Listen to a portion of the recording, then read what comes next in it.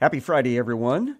Let me say thank you to all of you who are supporting Into the Word financially. We just simply can't do this program without that assistance.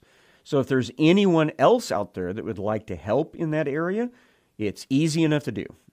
Just write down the contact information you'll hear at the end of today's program. Then you can send that one-time or ongoing gift of any amount to the address, and it will be applied to the radio broadcast fees. Fridays, I try to make it my habit to tell you to go to church. Everyone needs a home congregation where they can worship and fellowship and study and praise and pray and serve and encourage and all of those things that are part of a local community of believers. If you don't have a place like that right now, you need to get out there and find it and then stay plugged in to that particular place. If you're actively looking and you're within driving distance of the Elkhart East building, you are cordially invited to come and sample our little family. Maybe you'll want to be a part of it. Well, let's go ahead and open our Bibles to Genesis chapter number 5 today. Last time, I ended with my thesis that once we get to that third generation of humanity, after creation, after the fall, we've probably got tens of thousands of humans living on the area near the former Garden of Eden, the little border, and they're having to spread out because they just can't all stay in one spot. And that, I believe, is what prompts the farther ones to set up altars of worship and call upon the name of the Lord. Because that's the phrase we see at the end of chapter 4 in verse 26 is during the third generation, people began to call upon the name of He who is. And later in the book of Genesis, that phrase is right next to, and he built an altar and called upon the name of the Lord. And so I think the two are tied in.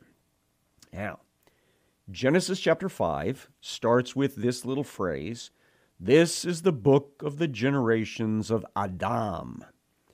And we see this wording that pops up in the original language that gives a sense that this is some sort of record that has been passed from person to person. This is the reason some people suggest that Moses was using previously written material. Now, I don't know if that's the case, but certainly there is some sort of focal point for each of these stories, that this generation needs to be defined by certain things that are happening.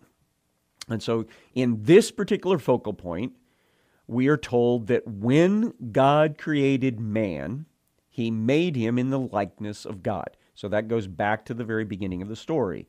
God said, "Let us," and I think it's God the Father, Son, and Holy Spirit speaking amongst themselves or Himself, however you phrase that, because trying to think about the triunity of God can give you a headache very easily.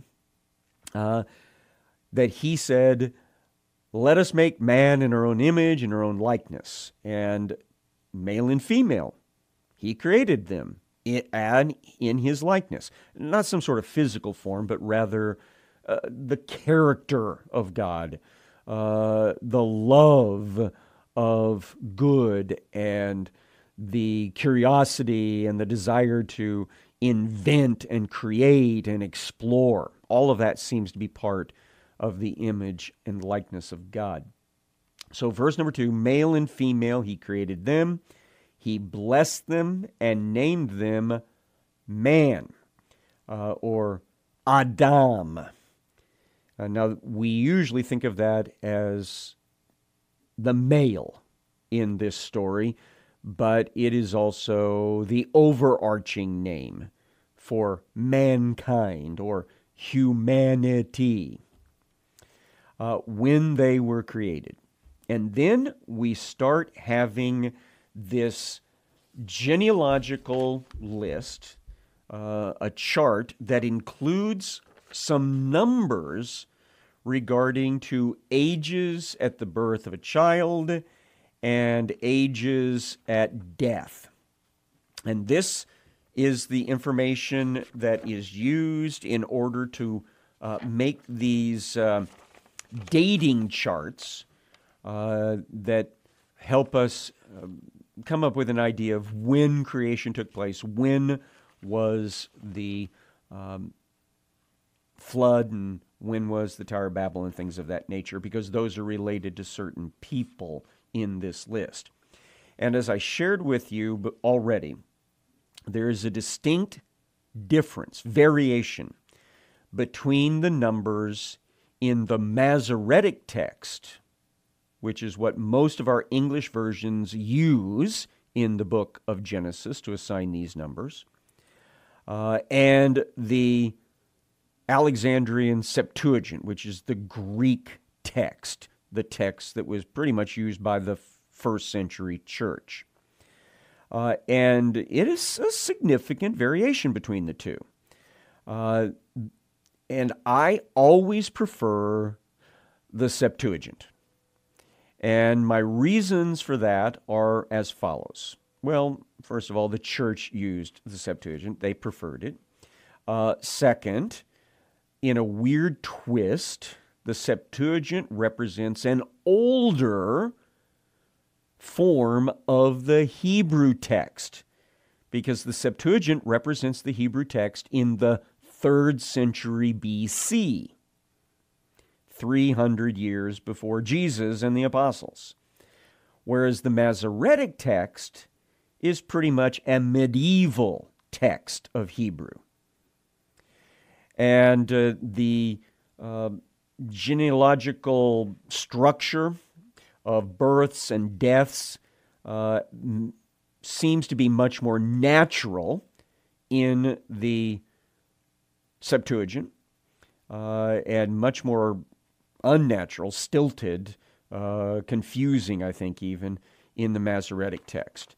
And so it appears to me, I'm going to give you my thinking on this, it appears to me that somebody, Jewish we're talking about, in the early Middle Ages, was looking at the numbers here in Genesis chapter number 5, and they felt that the numbers were a little too high, particularly the numbers dealing with age at the birth of a child.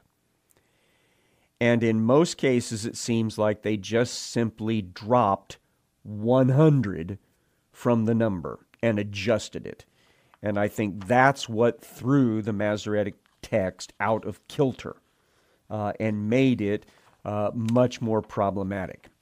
And so what I'm going to do is, as we read through this section of Genesis, I'm going to try to restore in your hearing what I believe is the better number choice. And it also pushes creation farther back on our calendar system, and I think that's much more reasonable. All right, so here we go. Verse number 2. When Adam had lived... Oh, by the way, what I'm going to do is I'll read the actual text of the English Standard Version that we're using here, which is coming from the Masoretic text. And then I'll read to you from an English updated version of the Septuagint. Okay? Verse 3.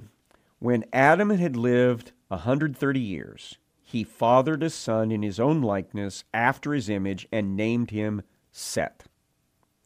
Now, the Septuagint says this: Now Adam lived 230 years and became a father according to his form and according to his image, and named his name Seth.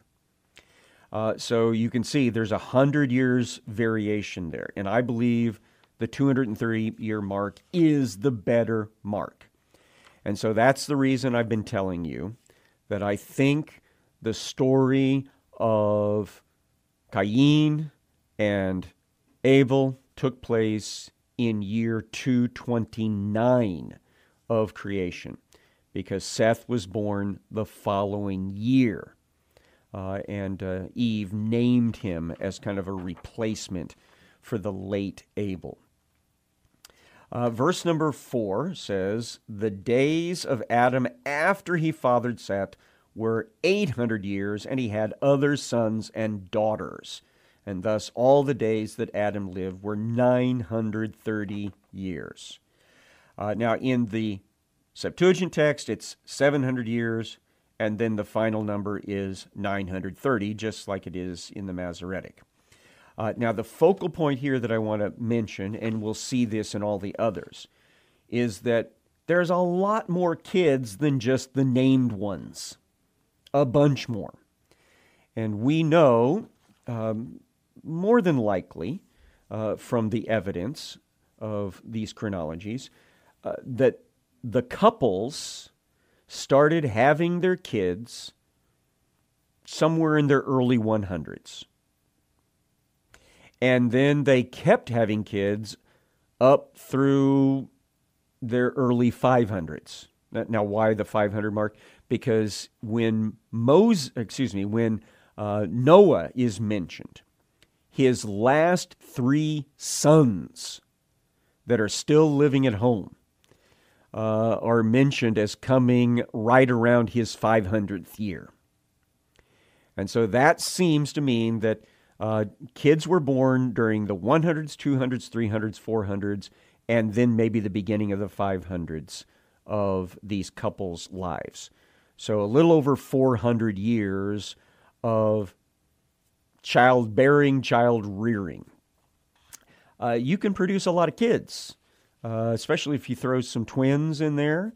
And if you're having kids even every 5 years, you've still got several hundred kids that become part of your family raising their own families. So that's why we should think that there is lots of people coming into existence here in this part of the story of Genesis. Okay, back to the text itself. Verse 6, when Seth had lived 105 years. Now, in the Septuagint, it says 205. So when Seth had lived 205 years, he fathered Enosh, and then Seth lived after he fathered Enosh 807. It's actually 707 in the Septuagint, and I think you'll understand that adjustment. He had other sons and daughters, and thus all the days of Seth were 912. When Enosh had lived 90 years, and the Hebrew says that he lived 190 years, and that's a very common variation. He fathered Kenan. Enosh lived after he fathered Kenan 815 years, or 715 years, and he had other sons and daughters. Thus, all the days of Enosh were 905 years, and he died. Now, from here on out, just to save our time here, I will only mention the adjustment to the age at the birth of the son, okay? And then understand that the Septuagint has all the appropriate adjustments in numbers to represent a proper mathematical equation here. Verse number 12, when Kenan had lived 70 years, or, as it says in the Hebrew, 170 years, in the Septuagint, Kenan lived after he fathered Mahalalel 840 years. He had other sons and daughters, and thus all the days of Kenan were 910. When Mahalalel had lived 65 years, or 165 years, he fathered Jared. Mahalalel lived after he fathered Jared 830 years and had other sons and daughters, and thus all the days of Mahalalel were 895 years, and he died. When Jared had lived 162 years. Here we don't have any adjustments between the Hebrew Masoretic and the Greek Septuagint. Jared lived after he fathered Enoch 800 years. He had other sons and daughters, and thus all the days of Jared were 962 years. And then he died. When Enoch had lived 65 years, the Septuagint has 165 years, he fathered Methuselah. Enoch walked with God after he fathered Methuselah 300 years, or 200 years. He had other sons and daughters, and thus all the days of Enoch were 365 years. But then verse 24 breaks into this genealogy with a special notice, something different. Enoch walked with God. Now that's an interesting idiom in Hebrew. It's also a similar idiom in the later Greek that means lived, had relationship with. So Enoch lived with God. He lived in a special relationship with God for all of these years of his life. And so Enoch walked with God, and he was not, the Septuagint goes on and says, found. So nobody could find him, for God took him. He just disappears from the scene. Now, there is another person that has a similar story to this, and that would be the prophet Elijah. God, after many years of ministry, tells him, I want you to go down to the other side of the Jordan River. And so he begins to make his trek, and he takes his protege, Elisha, on this trek, and they stop at a couple of places on the way, and other prophets are telling Elisha, hey, did you know that God's going to take your master away from you today? And Elisha is all like, don't talk about that. Don't talk about that. And so finally, when we get to the river Jordan from Jericho, Elijah tells Elisha, you don't need to come any farther with me. You can stay here. But Elisha says, no, I will not abandon you. I will go with you everywhere. And of course, he knows, perhaps from revelation to himself, but certainly from revelation of other prophets, that God is taking Elijah away today. And so Elisha says, I have a request of you. Give me a double portion of your spirit, which is the old way of asking for the heir's portion of inheritance.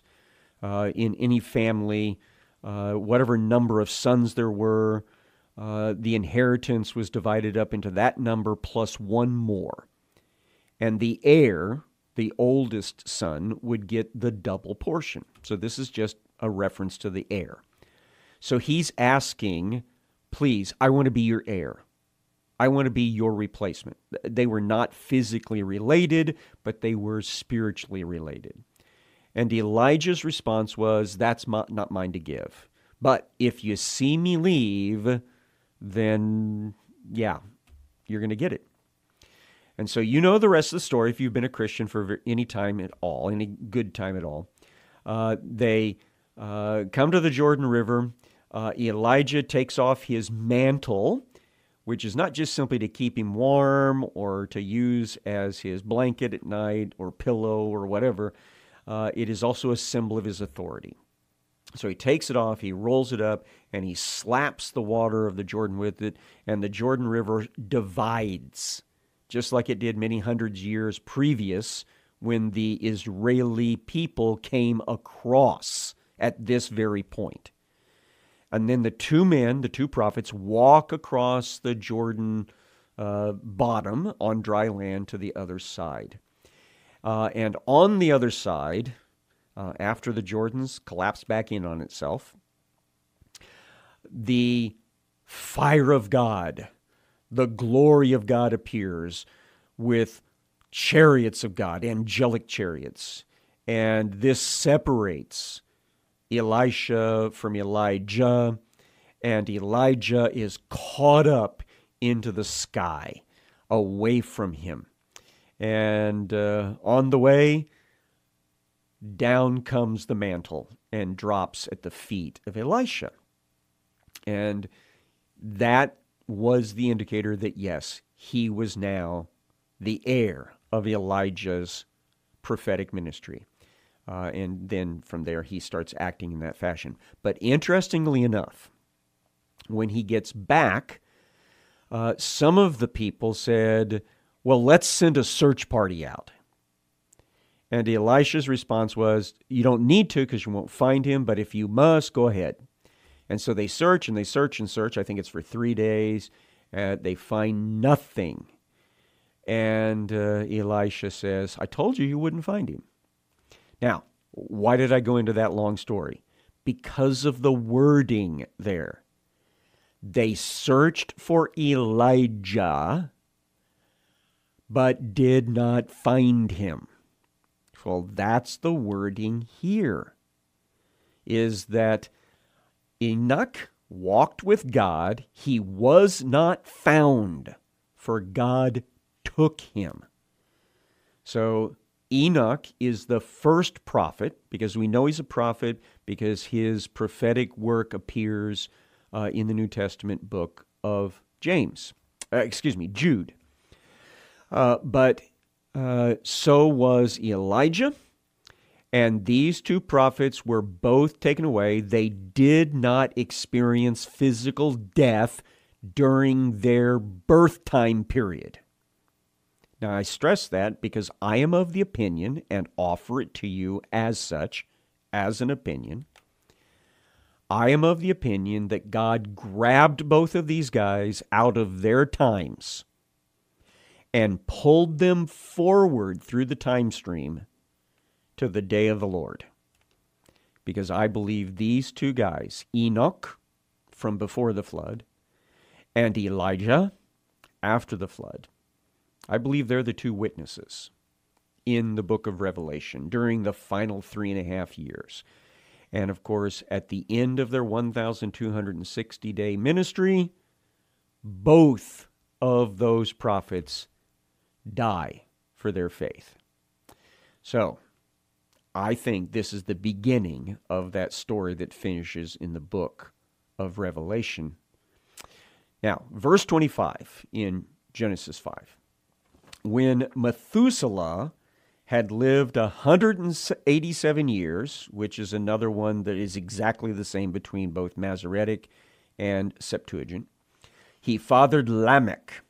Methuselah lived after he fathered Lamech 782 years, and he had other sons and daughters, and thus all the days of Methuselah were 969 years, and then he died. So he is the longest lived of all the pre-flood fathers.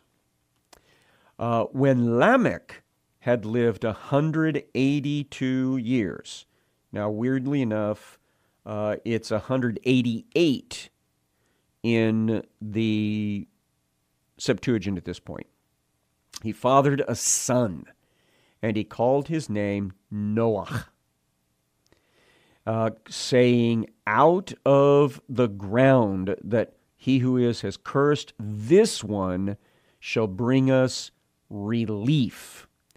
Now, the word relief there can also be translated as rest or respite. The name Noach, and it's got a hard-sounding H there on the end in Hebrew, is that same sort of name. So his name means rest or respite.